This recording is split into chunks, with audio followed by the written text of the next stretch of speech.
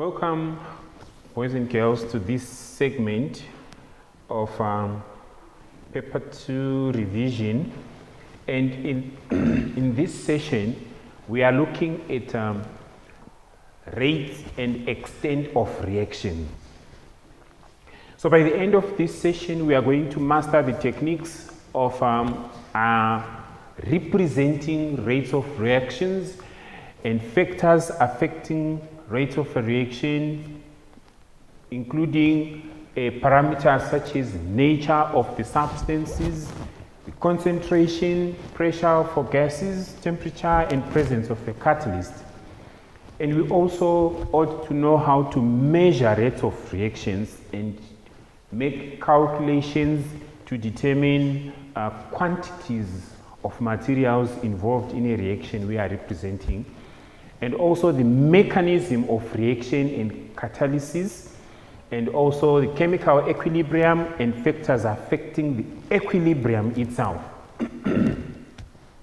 We'll also look at equilibrium constant and applications of equilibrium principles. So these two sections at the bottom, I'm going to emphasize much on them because in an exam, we always are expected to know the fine details around the equilibrium constant and its applications, and to some extent the interpretations you are supposed to attach after carrying out some calculations on equilibrium. And you are going to go on to use the concept of equilibrium to extend it to electrochemical reactions and see how we make use of these two main concepts in a chemical industry and how they manipulate operations to target a set of products they will be preparing from their industrial operations. Right. So I will quickly take you through an introductory section where I introduce the concepts and also the terminology and the flow of ideas which you are expected to know from your background of grade 10 and grade 11 up until now in grade 12. And then I will go on into the detailed explanations of chemical equilibrium. So as a way of introduction only, we are not yet diving into the main concept. So we are expected to learn or to know that how do we explain the rate of a reaction? How do you describe the factors that affect the rate of reaction? Meaning that each and every factor as it arises, you are supposed to go into any given reaction equation and attribute those factors to what you are observing as the reaction is taking place. And then you are also expected to examine energy time graphs as a way of interpreting and explaining how energy plays a part in the rate of a reaction, and go on to explain activation energy, and from that make an informed deduction of exothermic and endothermic reactions, and also demonstrate understanding of catalysts and their effect on reactions with respect to energy that is involved in the reaction. So the key concepts we are going to touch here are rates of reactions, the catalyst, endothermic reactions, exothermic reactions, and enthalpy. So we expect you to be able to make detailed explanations and representations around these concepts. So what is the rate of a reaction, boys and girls? This you are supposed to know. This you have to know.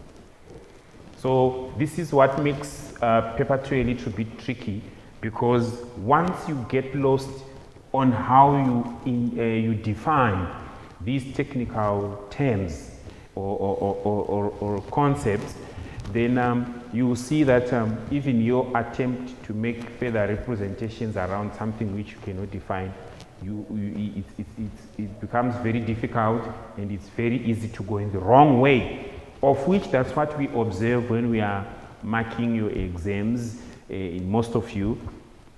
because we fail right from the beginning to define what you are dealing with. So you see that the moment you master the technique of defining technical terms or expressions, everything else you are going to apply or manipulate should speak to the definition you have put up there. So like in this case, we are saying that the rate of a chemical reaction is a measure of how quickly the reaction proceeds. So how do we measure how quickly the reaction proceeds? Because a reaction does not walk.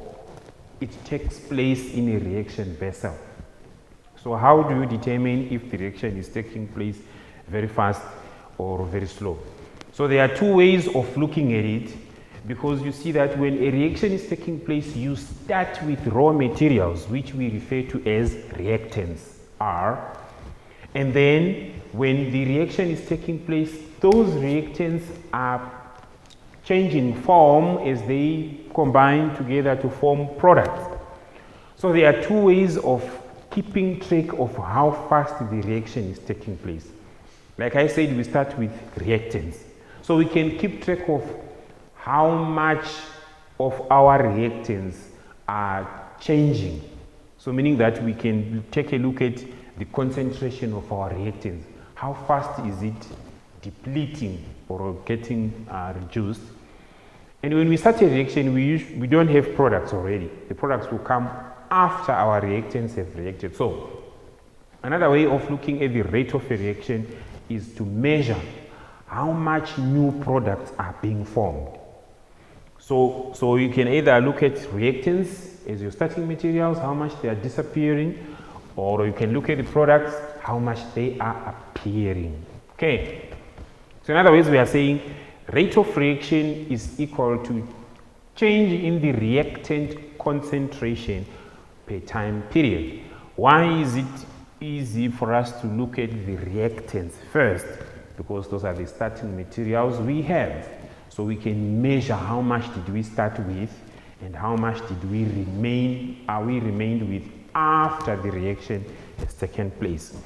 So in other words, we are saying a rate of a reaction, we can also represent it in terms of the change in the product concentration per unit time. So we know that initially we start with 0 products. But after a certain time period, when we have got so much of the products, then that means we can determine how fast the products are being formed per unit time. So here we are. So what we are saying here is that the rate of a reaction, we can represent it by means of a diagram where we are saying this is the number of molecules and then this is the time, and you can see that as the reaction is proceeding, products are increasing while reactants are decreasing. Okay. So what is actually happening when a reaction is taking place? We are saying that we can explain the mechanism in which reactants come together to form new products by explaining the phenomenon of collision theory, where we are saying that particles will only react when they collide. So the rate at which they collide and the possibility of the colliding particles to stick together and combine and form a new product is what is explained in details by the collision theory, where we are saying that the rate of a reaction is determined by the frequency of collision, and the frequency means that the more they collide, the higher the chances of a reaction to take place, such that the more collisions will increase the rate of a reaction. And the energy of collisions, if they do not have enough energy, there won't be any interaction between the colliding species. So for them to actually react, there is need for energy to be involved such that there is chemical interaction between the colliding species. We know that a chemical reaction only takes place when there is electronic transfer or electronic interaction between species. And those electronic interactions requires energy to drive them as the materials exchange electrons. So we are saying higher energy collisions result in an increase in the rate of the reaction. So we've got 6 factors that affect the rate of a reaction, which include the surface area of a solid, the concentration of liquids and gases, the pressure of a gas, temperature, nature of reactants and catalysts. So we are going to explain this in detail. So how does surface area of a solid affect the speed at which a reaction is taking place? So we are saying that this is also called the state of division of a reactant, meaning that if you have got bigger particles, their surface area is very small. But if you take a solid substance, you grind it into fine little powder, you are increasing the surface area on which those materials are able to interact and react. So if your surface area increases, the rate of reaction also increases. And the reason being that reactants exposed to collision are more likely to find a reacting partner, and then the reaction will take place. So here's an example. We are given calcium carbonate, it's a solid, plus HCl. They will quickly react to give you calcium chloride plus water, and carbon dioxide is evolved as a gas. So you see that the number of carbon dioxide released per cubic centimeter can be measured to determine the speed at which the reaction is taking place. So you can see that at the beginning of the reaction, this is how the curve for the calcium carbonate powder is going, like that. And then so the powder, you will see that the carbon dioxide produced from calcium carbonate powder is very high and very fast. So you can see the curve is like that. But for the chips, you know, the granular chips, the amount of carbon dioxide produced per cubic centimeter is a little bit lower.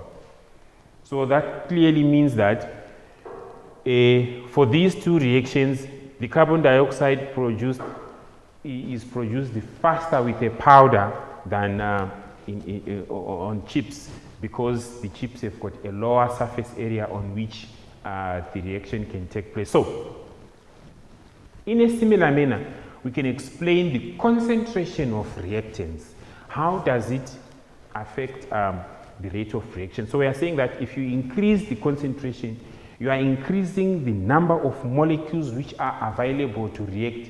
So if they are there, it means that if there are many, it means collisions are going to be increased and more random and more frequent. So the chances of the molecules reacting also increases. So more particles per unit volume increases the chances of collision. So if you look at this, there is a low concentration, meaning that the chances of these molecules to collide against each other, they are very low. So the reaction takes place slowly. But in an overcrowded reactor, where you've got a high concentration of molecules, the collisions are more random because there are many particles, so the rate of the reaction there becomes very high. Okay. What about pressure? Pressure is explained more or less in the same manner as concentration, because pressure is more applicable to materials that exist as a gas. So if you increase the pressure, it means that you are putting more molecules on a small volume, meaning that you increase the random movement of the molecules in the gaseous state, and they quickly collide and form new products. So we are saying a gas at a higher pressure is more concentrated than a gas at lower pressure. And for that reason, particles are too close together such that they've got more effective collisions and their rate of reaction increases. So we are saying that in a pressurized system, there is more collisions higher concentration of particles, and the rate of reaction is very high. Temperature.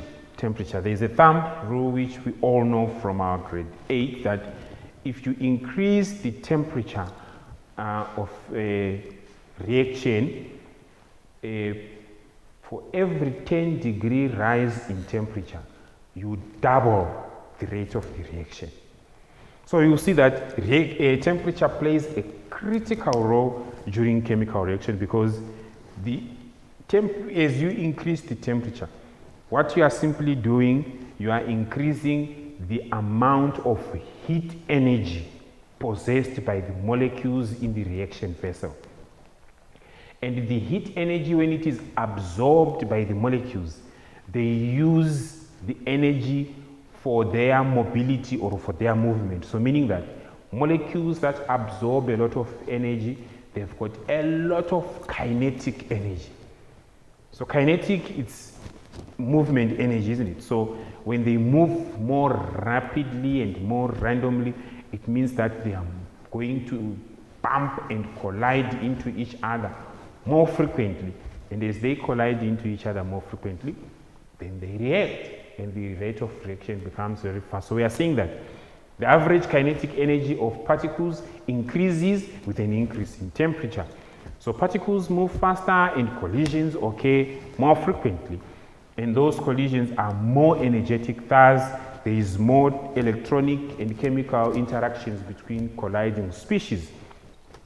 And overall, the rate of the reaction increases. Now, the last part of interest is the nature of the reactants. We are saying that materials which are formed from a lower bond energy have got a higher rate of reaction. Why? Because if they've got a lower bond energy, just a little amount of energy will result in those bonds breaking. So a rate of reaction can only increase when old bonds are quickly being broken and new bonds are quickly forming. So you see that bonds of reactants must first be broken to form free atoms before product molecules form. And so bond energy for different molecules varies. So like for example, the organic molecules are larger than inorganic, because the organic molecules, remember, like we agreed that they are very strong and very stable, while inorganic molecules, they are not.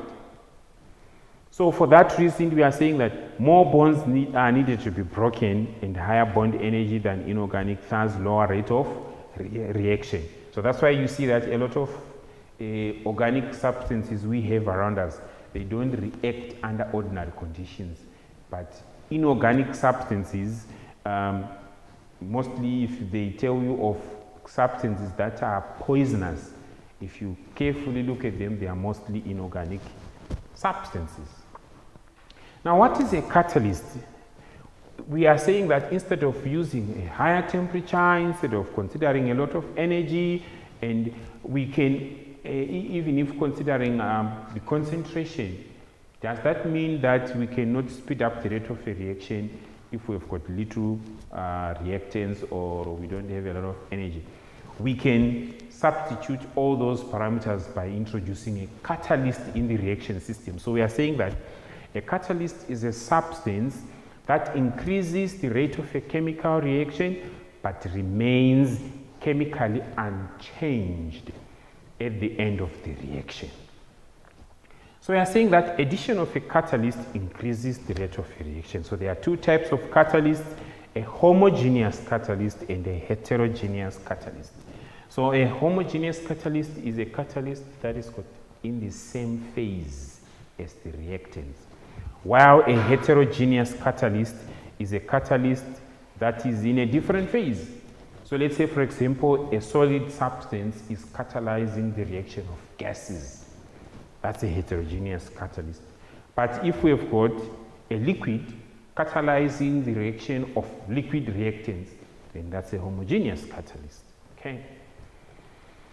So here we have got examples in which we are representing how different nature of materials are affected during the measurement of rates of reaction. So we are saying that in the reaction between zinc granules and hydrochloric acid, hydrogen gas is liberated, and then the reaction rate can be increased by using more concentrated hydrochloric acid, or using zinc powder, or heating the mixture, or adding copper as a catalyst. We are going to perform this experiment in our next session. Okay.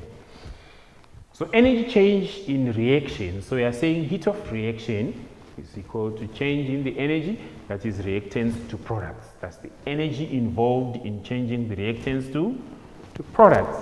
And you are saying at constant pressure, heat is called enthalpy change, and is represented by a scientific representation where H, heat, delta H is change in energy, that is enthalpy, is equal to the final heat energy minus the initial heat energy. Okay. So you will see that reactions in which the initial energy is greater than the final energy of the products, that reaction is called an exothermic reaction.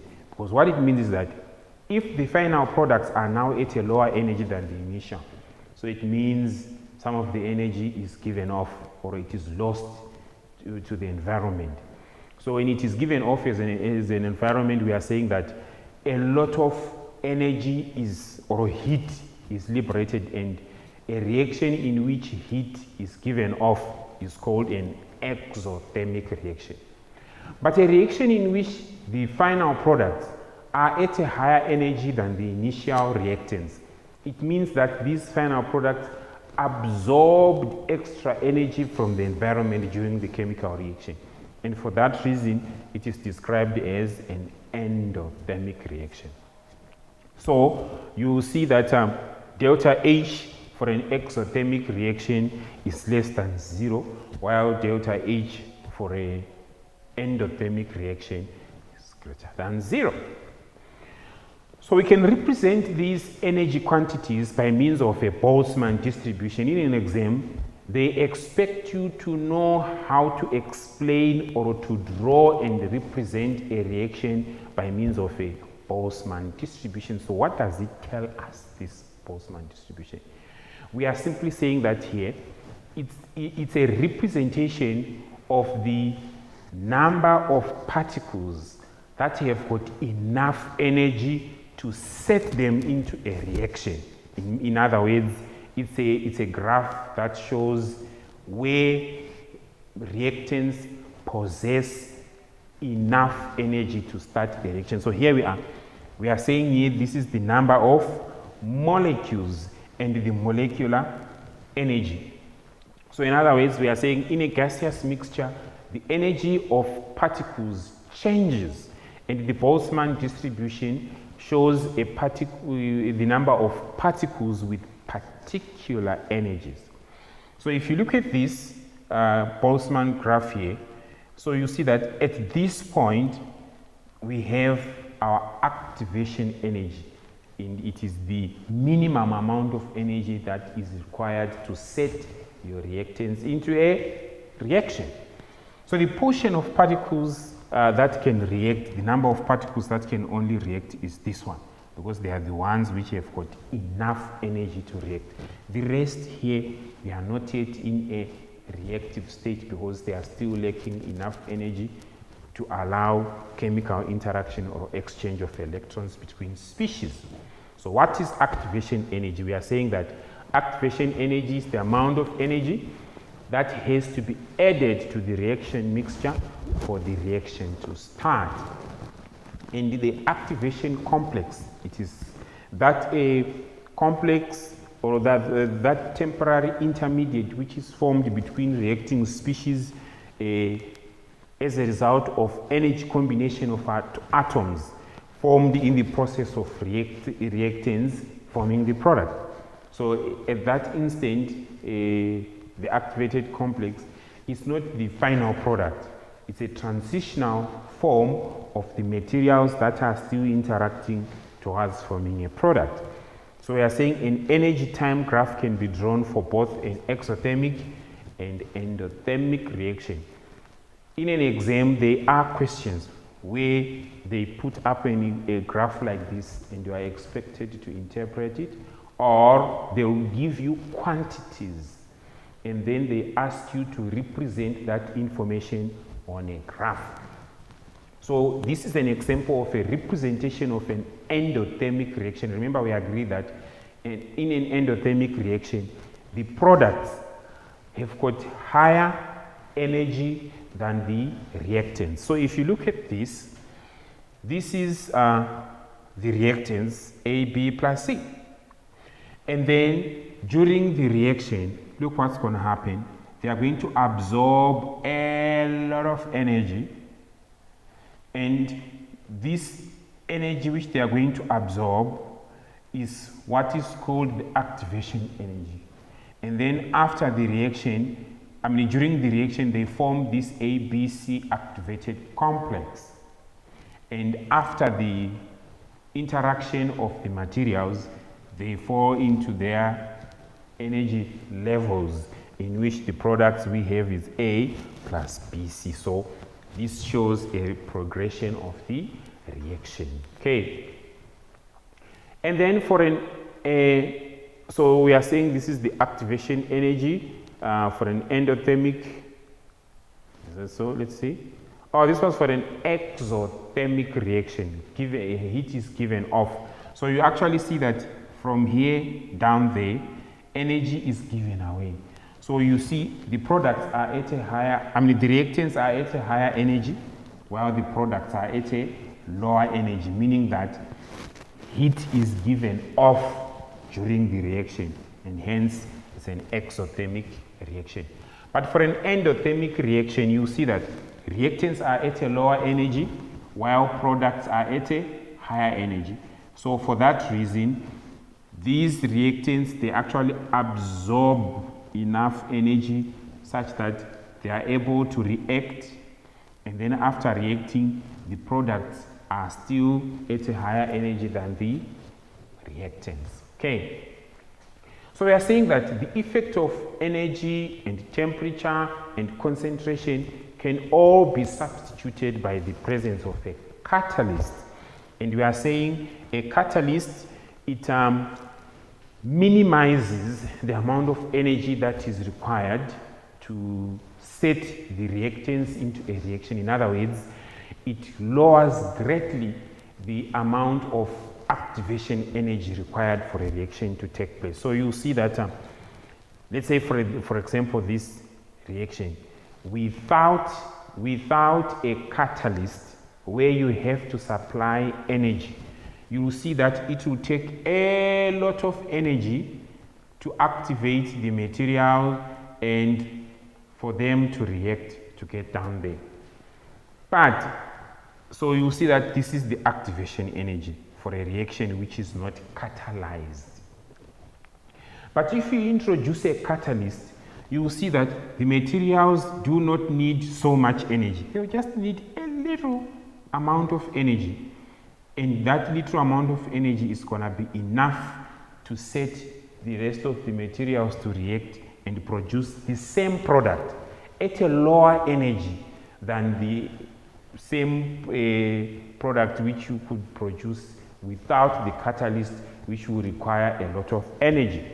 So you will see that a catalyst is very, very important in a reaction because it lowers the amount of energy which you need to set the materials into a reaction. So we are saying that catalysts cannot cause a reaction to begin on their own. You still need activation energy, but the amount of energy is what matters. So you see that where you have got a catalyst, you will need very, very little amount of energy, but where you don't have a catalyst, you will need enormous amount of energy. So you realize that that a catalyst will also increase the rate of the reaction and it will lower the activation energy. Okay. So there are a lot of industrial processes where we make use of catalysts in the manufacture of ammonia, in nitric acid, in rubber and plastic industries. You are expected to know this section because in an exam, they always bring a question on industrial applications, it's usually the last topic, the last question in an exam where they expect you, like for example, this one. So in this question, they are saying the flow diagram below shows the steps used to prepare fertilizer X and Y. Labels 1 and 2 represent types of chemical reactions, and P is a compound. And then you will see that this is fertilizer X, and you've got P plus hydrogen. We are saying P is a compound. So P plus hydrogen will give you ammonia. And then this ammonia, you react it with sulfuric acid, it gives you fertilizer X. And then the same ammonia, you put it through a type of reaction 1. It gives you nitrogen monoxide gas, and it's brown gas, and then it turns into a liquid gas. If you put it through reaction 2, it produces fertilizer Y. So here's the question, and I want you to see how many marks are there for this question. 14 marks, where you are expected to know these industrial applications from your understanding of the rate of reactions and all the other information which comes along with it. So if we were to answer, write down the name of the chemical reaction and the name of the formulas, and write down a balanced equation of this reaction of in the preparation of fertilizer X and reaction 1, and calculate the mass percentages of nitrogen in fertilizer Y. You are expected to know how to articulate all these things from your understanding of the rates of reactions involved in this explanation. So what we are representing here, it's enzymes as catalysts in living organisms. So, for example, in this reaction, we are showing that here is a reaction and these are the energies involved during the reaction. So, if carbon plus oxygen gives you carbon dioxide and the change in energy is minus 393 kilojoules per mole, can it be described as an endothermic or an exothermic? Of which, from what we explained earlier on, we say that if delta H is greater than 0, is less than 0, the reaction is exothermic, because we are saying the energy is being liberated or given off. But if delta H is greater than 0, then it means that it's endothermic, because the reaction actually absorbs energy from the environment. And here they are saying state 4 factors affecting rates of reaction. So we have got a solution, or for the solution for A and B, it's exothermic and endothermic, like we have said. And the factors that affect rates of reaction, you list it down: temperature, concentration, nature of reactant, and presence of a catalyst. Okay, so you will be expected to know how to apply all these things as we continue to answer typical examination questions. So we are going to revisit that question in a short while. Okay, right, so let's quickly answer this question before we move on to the next thing, where we are going to look at chemical equilibrium. Okay, so if we get back to our question here, you will see that we've got all the information we need. So from this information, we ought to find out how exactly do we make appropriate representations of the information we are given here. So we are saying that P plus H2, a gas, to give us ammonia. So what you are expected to know is to show that how does ammonia look like. So ammonia, we know that it's NH3. So if a reaction is being represented as P plus H2, and it's supposed to give us NH3. So the hydrogen, we do have the hydrogen. So what is missing here is nitrogen. So what it means is that P is nitrogen to give us NH3. Please note that always when we are representing chemical equations, we have to balance up the quantities which we are representing. So this is not a balanced equation. It's just telling us that we need nitrogen and hydrogen to give us ammonia. Because you see that another question down there is going to ask us to write a balanced equation of this phenomenon. So yes, so we will deal with that. So here they are saying that write down the name of the reaction labeled 1. So the reaction labeled 1, we are saying that this is ammonia, and ammonia is turning into nitrogen monoxide. So we are saying here is ammonia NH3, and then whatever the reaction is taking place, we are having NO, a gas. So what happens to the hydrogen? It also goes away as H2O or something like that. So what exactly is happening there? So you can actually see that if nitrogen is being turned into an oxide and the hydrogen is also being turned into an oxide, so this reaction is an oxidation reaction. Okay, so when it is being oxidized, you form a nitrogen monoxide. So you can actually see that this nitrogen monoxide goes on to turn into a brown gas. What do we know about this brown gas? So you actually see that this brown gas, it's further oxidation of NO. So if you further oxidize NO, it will give you a nitrogen dioxide. That's the one which is which shows itself as a brown gas. Now here when they are saying liquid C, what could be liquid C? So you see that liquid C is when this NO2, the brown gas, reacts with water to give you HNO3, nitric acid. And then when this nitric acid reacts with ammonia to give us fertilizer Y, what exactly is happening? So you can actually see that we are saying a HNO3 plus ammonia NH3.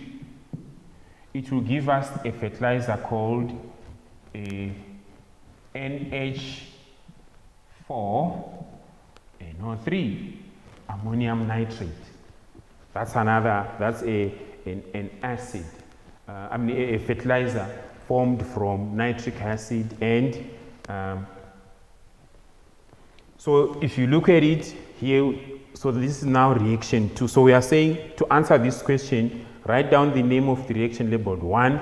It's oxidation of ammonia to give us nitrogen dioxide. And then reaction 2, this is a reaction in which ammonia and nitric acid are combining to form nitric and ammonium nitrate. So what can you call this reaction? You see, we cannot say this is a substitution reaction or anything. This is a simple addition reaction in which nitric acid is combining with ammonia to form ammonium nitrate. Okay, so here we are. They are saying write down the name or formula of compound P. So from what we deducted here, compound P is just nitrogen gas, N2. While the brown gas, we agreed that the brown gas is a further oxidation of nitrogen monoxide to give us nitrogen dioxide. And then liquid C, we agree that it is nitric acid. Okay. And then they are now saying, write down a balanced equation for the preparation of compound X. So this is compound X where we are saying ammonia is reacting with sulfuric acid. So how do we represent that? So it's going to be ammonia NH3 plus sulfuric acid H2SO4. So what we are actually producing here is ammonium sulfate like this. Okay, but we need to balance up things here. So you actually see that our sulfate, whenever we have got a sulfate, we actually see that our sulfate always carries a 2+. And whenever we have got ammonium, ammonium always carries a plus like this. Oh, sorry. So ammonium can actually is 2-, sorry, not 2+. So this is 2-. Okay. It's 2-. So in other words, what we are saying is that each ammonium ion carries a positive charge, and each sulfate ion carries a 2-. So for these species to react and form a stable compound, we need 2 of these, of the sulfate, of the ammonium, to react with 1 species of the sulfate to balance up the charges. So if that's the case here, what does that imply here? So it means that if we are to balance up quantities here, to balance up quantities, we are going to have we need 2 nitrogens. So we have 2 nitrogens here. And then how many hydrogens do we need? We need 4 times 2, 8. So 2 times 3 here, it's 6, plus these 2, they give us 8. So when we write it like this, boys and girls, this is a balanced equation. So I've used a simple and direct way of determining how we balance up things by considering the ionic charges of the ions coming together to form this salt. Okay, and then here they are saying reaction 1, write a balanced equation for reaction 1. So this is reaction 1, where we are saying the ammonia is reacting with oxygen to give us a ammonium nitrogen dioxide. So if we are to represent this reaction, we are saying we have got ammonia forming NO. So it's going to be like this. NH3 plus oxygen to give us NO, a gas, plus H2O. So obviously the hydrogen is also going to react. So now we need to balance up things here. So if this is a gas, let's say this is also a gas or a liquid. So this is a gas and this is a gas also. So we want to balance up things here. So you see, we've got 1 nitrogen, we've got 1 nitrogen there, so everything is balanced. And then we have got 3 hydrogens here, but here we have got 2 hydrogens. Something is not right. And here we have got 2 oxygens, and yes, here we've got 2 oxygens. So things need to be properly represented here. So how do we balance up things? Let's start by multiplying this by 2. So if we multiply this by 2, it gives us 2 nitrogens. So if we change this, if we put a 2 there, this gives us that. So we now have got 2 oxygens and then hydrogens. But now here we now have got 6 hydrogens. So if I put a 3 here, like that, that will give me 3 oxygens plus 2 oxygens to make them 5. So we cannot make a representation here if we are to say 5/2.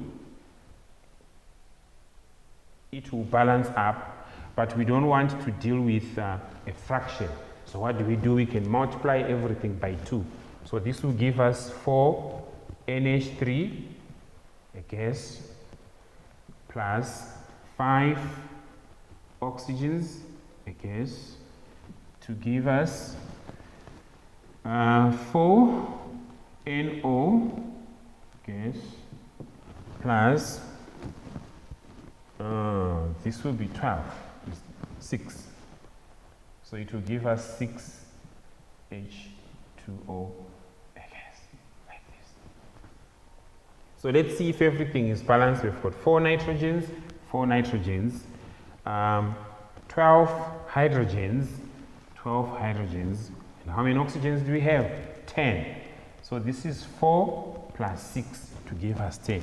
So this is a balanced equation for the oxidation of ammonia. Okay. So lastly, they are saying fertilizer Y is ammonium nitrate. So calculate the mass percentage of nitrogen in fertilizer Y.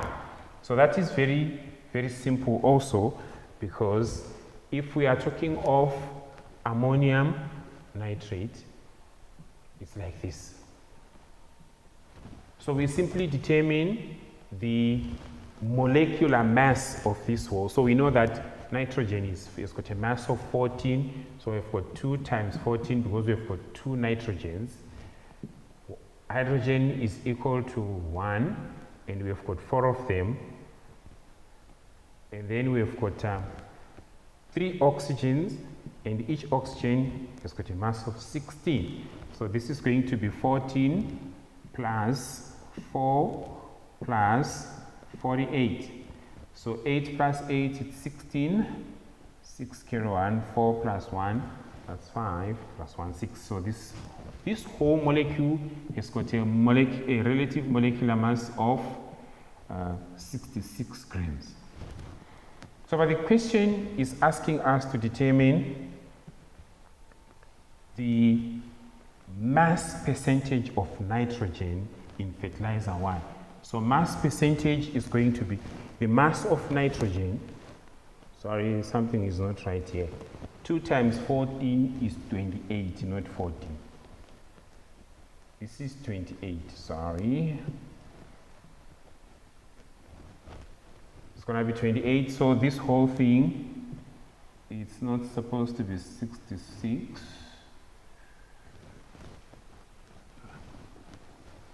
Sorry about that. So this is supposed to be 16 plus 4, that's 20, 0 carry 2.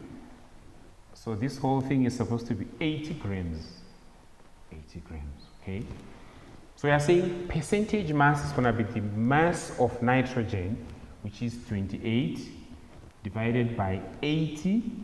Since it is a percentage, you multiply by 100, like that. So if you cross out this, it gives you that 28 times 10, it gives you 280 divided by 8. 18 to 8, 1 into 28 gives you 3. 3 times 8 is 24. 24 subtracted from 28, it's 4. Into 40, it's 5. So this gives you 35%.